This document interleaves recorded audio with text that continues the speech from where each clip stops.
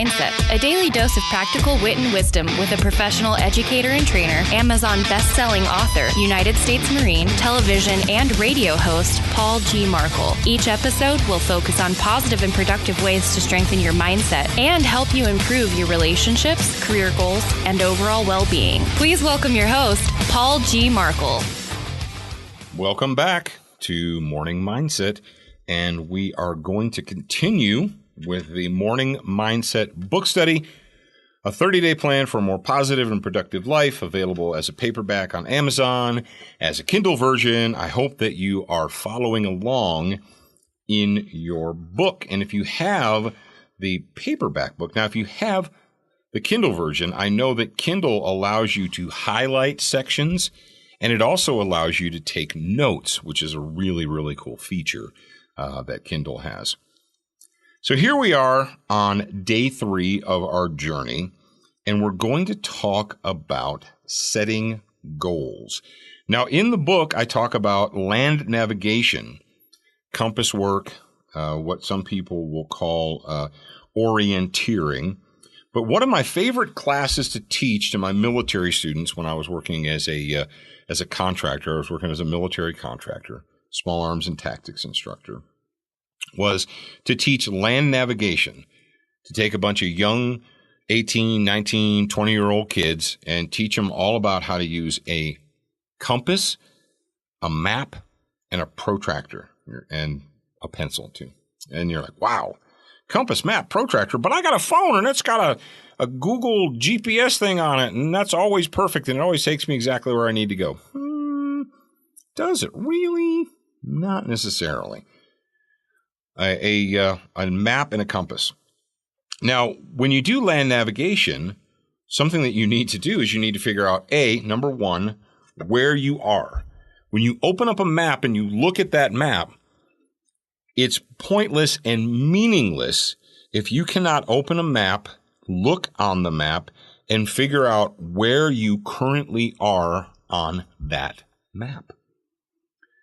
Because if you don't know where you are on the map, it doesn't do you any good. All the compasses and protractors and all that stuff and all the mathematician work, all the adding and subtracting, and it's not going to do you any good because you have to first know where you are. Setting goals, getting our mindset right, doing our self-assessment and gut check. If you do a self-assessment and a gut check, what does that tell you? That tells you where you are right now. So in chapter 2, or part 2 of this series, we talked about your gut check. Where are you? So let's say that your life is a big old map. Your life is a big map and it's laid out in front of you. Your gut check, your self-assessment is, where are you right now? Now that you know where you are, you need to figure out where you want to go. Land navigation. You figure out where you are on the map, then you figure out where you want to go. You use your compass and your protractor, and you figure out which direction you need to go on that map to get to where you need to be. And that is where goals come in. You need to set goals. Now, goals aren't just, I want to be a millionaire. Now, I want to be a millionaire can be a goal, but it's not an easily achievable goal from the immediate standpoint. You say, well, my goal is to be a millionaire. All right. How? People who are millionaires today, people who or billionaires or what have you, they didn't just wake up in the morning and say, you know what? My new goal is to be a billionaire. And as long as I hold true to my goal, I will be a billionaire. That's not how you get there. Let's say you have a map and your goal, you need to travel 3,000 meters or 3 kilometers, right? You need to go 3 clicks. You could just start walking and count off all the paces you need to be until you get to 3,000. Is that easy to do? Is the person keeping pace count? You're just going to tell them, okay, count the number of paces we need to get to 3,000. You'd be like, no, dude, I can't do that. That's not practical. No, what you do instead is you count out your journey in 100-meter increments, and then you add those up. You shorten the journey into legs. And when you shorten it into a leg, that's like a short-term goal. Now, let's say your short-term or your long-term goals, you say, I want to lose 40 pounds. I looked at myself in the mirror, I got on the scale, and I realized, hey, I need to lose some weight, and I want to lose 40 pounds. So just saying, I want to lose 40 pounds, how is that going to help you do that in the short term? Where your short-term goal wouldn't be, I want to lose 40 pounds. Your short-term goal would be, I want to lose 5 pounds this week. And that's a lot, a pound, 5 pounds in 1 week. Let's say I want to lose 3 pounds this week, and then another 3, and then another 3. So you do that, and before you know it, you're down 30 pounds. But you make short-term goals. When I first started writing many, many moons ago, or I don't know, maybe it was when I first started, but one of the pieces of advice that I got from someone who made their living as a writer was they said, if you want to be a professional writer, you need to write 250 words a day minimum. And a writer, anybody who's a writer says, well, 250 words is nothing. It's easy. I can do that 10, 15 minutes, 250 words. Yeah, but the trick is, he said, you need to do it every day. What people will do is they'll say, well, I need to write a 3,000 word, I'm stuck on that number 3, a 3,000 word essay for college, or I need to do a report for work, and my report has to be at least blank number of pages.